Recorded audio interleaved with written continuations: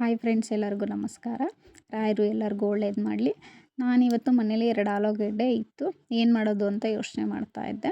ನನ್ನ ಮಗಳಿದ್ದವಳು, ಅಮ್ಮ French fries ಮಾಡಿ, ಇವಾಗೆಲ್ಲೂ ತಿಂದಿಲ್ಲ, ಹೊರ್ಗಡೆನೂ ಹೋಗಿಲ್ಲ, ಬೇಜಾರಾಗ್ತಾಯಿದೆ ಅಂತ ಅಂದ್ಲು.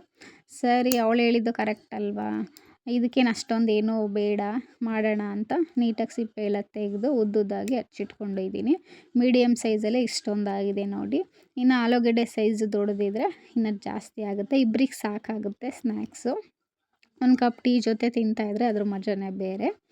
ಇವಾಗ ಇದನ್ನು ನೀಟಾಗಿ ಪಾತ್ರೆಯಲ್ಲಿ ನೀರು ಇಟ್ಕೊಂಡು 1 ನಿಮಿಷ ತೊಳೆಯೋಣ. ಎಲ್ಲ ಹಾಕ್ಕೊತಾ ಇದ್ದೀನಿ ನೋಡಿ. ಇದ್ರಲ್ಲಿ ಸ್ವಲ್ಪ ಮಣ್ಣಿರುತ್ತಲ್ವ, ಅದೆಲ್ಲ ತೊಳೆದ್ರೆ ಹೋಗುತ್ತೆ. ತೊಳ್ಕೊಂಡು ನೀಟಾಗಿ ಒಂದು ಪ್ಲೇಟಲ್ಲಿ ಎತ್ತಿಟ್ಕೊಳ್ಳೋಣ. ಮಕ್ಕಳು ಏನೇ ಕೇಳಿದ್ರು ನಾವು ಮಾಡಿಕೊಟ್ಟಾಗ ಅವ್ರಿಗಾಗೋ ಖುಷಿನೇ ಬೇರೆ, ಖುಷಿಯಿಂದ ತಿಂತಾರೆ ಅವರು. ಅವ್ರ ಮುಖದಲ್ಲಿ ನಗು ನೋಡಿದಾಗ ನಮಗೂ ಅಯ್ಯೋ ನಾವೇನೋ ಸಾಧನೆ ಮಾಡಿದ್ದೀವಿ ಅನ್ನೋ ಥರ ಖುಷಿ ನಮಗಾಗುತ್ತೆ. ಇವಾಗೆಲ್ಲ ನೀಟಾಗಿ ತೊಳ್ಕೊಂಡು ಒಂದು ಪ್ಲೇಟಲ್ಲಿ ಎತ್ತಿಟ್ಕೊತಾ ಇದ್ದೀನಿ. ಇದು ಎತ್ತಿಟ್ಕೊಂಡಾದ್ಮೇಲೆ ಸ್ಟವ್ ಮೇಲೆ ಒಂದು ಪಾತ್ರೆಯಲ್ಲಿ ನೀರು ಕಾಯೋಕ್ಕಿಡೋಣ. ನೀರು ಕಾದ್ಮೇಲೆ ಅದರಲ್ಲಿ ಸ್ವಲ್ಪ ಬೇಯಿಸೋಣ 1 ನಿಮಿಷ. ಆಲೂಗಡ್ಡೆ ಬೇಯಿಸ್ಕೊಳ್ಳೋಣ.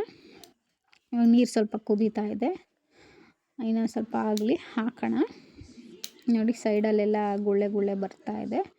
ಇವಾಗ ಸಾಕು, ಇವಾಗ ಹಾಕ್ತಾಯಿದ್ದೀನಿ. ಹಾಕಿ ಅದ್ರ ಮೇಲೆ ಸ್ವಲ್ಪ ಉಪ್ಪು ಹಾಕ್ಕೊಳ್ಳೋಣ.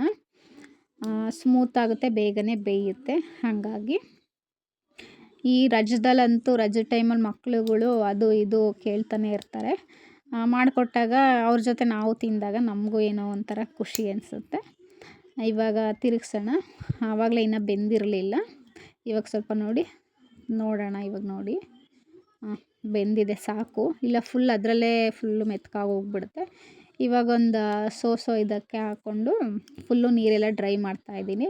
ಕಾಟನ್ ಬಟ್ಟೆ ಮೇಲೆ ಹಾಕ್ಕೊಂಡ್ರು ಇನ್ನೂ ತುಂಬ ಒಳ್ಳೆಯದು. ಅದು ಎಮರ್ಜೆನ್ಸಿ ಸಿಕ್ಕಿಲ್ಲ ಅಂದಾಗ ಅಡುಗೆ ಮನೇಲಿ ಇದು ಸಿಗುತ್ತೆ, ಇದ್ರ ಮೇಲೆ ಹಾಕ್ಕೊಳ್ಳಿ, ಪರವಾಗಿಲ್ಲ. ಇವಾಗ ನೀರೆಲ್ಲ ಡ್ರೈ ಆಗಿದೆ. ಒಂದು ಪಾತ್ರೆಯಲ್ಲಿ ಎಣ್ಣೆ ಕಾಯಕ್ಕೆ ಇಟ್ಕೊಂಡಿದ್ದೀನಿ, ಕಾಯಲಿ, ಆಮೇಲೆ ಹಾಕ್ತಾಯಿದ್ದೀನಿ ನೋಡಿ. ಇವಾಗ ಹಾಕಿದ್ದಾಗಿದೆ, ಸ್ವಲ್ಪ ಬೇಯ್ತಾ ಇರಲಿ. ಇವಾಗ ನೀರು ಡ್ರೈ ಮಾಡೋಕ್ಕೆ ಹಾಕಿದ್ವಲ್ಲ ಸೋಸೋದ್ರಲ್ಲಿ, ಆವಾಗ ಒಂದು ಪಾತ್ರೆಗೆ ಕಾರ್ನ್ಫ್ಲೋರ್ ಹಾಕ್ಕೊಂಡು ನೀಟಾಗಿ ಅದೆಲ್ಲ ಹಾಕ್ಕೊಂಡು ಆಲೂಗಡ್ಡೆ ಎಲ್ಲ ಮಿಕ್ಸ್ ಮಾಡಿಕೊಂಡು ಆಮೇಲೆ ಎಣ್ಣೆಗೆ ಹಾಕಿದ್ರೆ ಇನ್ನೂ ತುಂಬ ಕ್ರಿಸ್ಪಿಯಾಗಿ ಬರುತ್ತೆ. ನಾನು ಕಾರ್ನ್ಫ್ಲೋರ್ ನೋಡೇ ಇಲ್ಲ, ಖಾಲಿಯಾಗಿರೋದು ಮರ್ತೋಗಿದೆ, ಹಾಗಾಗಿ ಅದು ಹಾಕಿಲ್ಲ. ಅದು ಇನ್ನೊಂದು ಸಲ ಮಾಡಿ ತೋರಿಸ್ತೀನಿ, ಆ ಥರ ಅದು ಇನ್ನೂ ಚೆನ್ನಾಗಿ ಬರುತ್ತೆ. ಇದನ್ನು ನೋಡಿ ಸ್ವಲ್ಪ ಬ್ರೌನ್ ಕಲರ್ ಬರಬೇಕು, ಆವಾಗ ಬೆಂದಿದೆ ಅಂತ. ಇನ್ನೂ ಬೆಂದಿಲ್ಲ ಇದು, ಇನ್ನೊಂದು ಸಲ ನೋಡೋಣ. ಇನ್ನು ಸ್ವಲ್ಪ ಬೇಯಬೇಕು, ಕಲರ್ ಚೇಂಜ್ ಆದಾಗಲೇ ಗೊತ್ತಾಗುತ್ತೆ. ಓಕೆ, ಇವಾಗ ಆಗಿದೆ ನೋಡಿ. ಎತ್ತಿಟ್ಕೊತಾ ಇದ್ದೀನಿ ಒಂದು ಪ್ಲೇಟ್ಗೆ. ಈ ಥರ ಬರಬೇಕು, ಫುಲ್ಲು ರೋಸ್ಟ್ ಮಾಡಬಾರ್ದು, ಮೀಡಿಯಮ್ ಈ ಥರ ಇರಬೇಕು, ಚೆನ್ನಾಗಿರುತ್ತೆ. ಇವಾಗ ಒಂದು ಪ್ಲೇಟ್ಗೆ ಸಾಸ್ ಜೊತೆ ತಿಂತಾಯಿದ್ದೀನಿ ಹಾಕ್ಕೊಂಡು.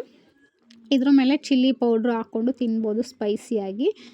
ನಮಗೆ ಬಾಯಲ್ಲಿ ಹುಣ್ಣಾಗಿರೋದ್ರಿಂದ ನಮಗೆ ಇವಾಗ ಸ್ಪೈಸಿ ಬೇಡ.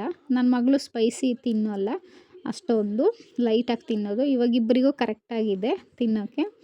ಸಾಸು ಹೇಗೆ ಮಾಡೋದು ಅಂತ ನೆಕ್ಸ್ಟ್ ವೀಡಿಯೋ ಹಾಕ್ತೀನಿ, ಅದನ್ನು ನಾನು ಮಾಡಿ ಇಟ್ಕೊಂಡಿದ್ದೀನಿ.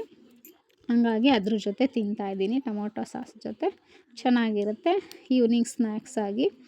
ಈ ವಿಡಿಯೋ ಇಷ್ಟ ಆಗಿದೆ ಅನ್ಕೋತೀನಿ. ಧನ್ಯವಾದಗಳು.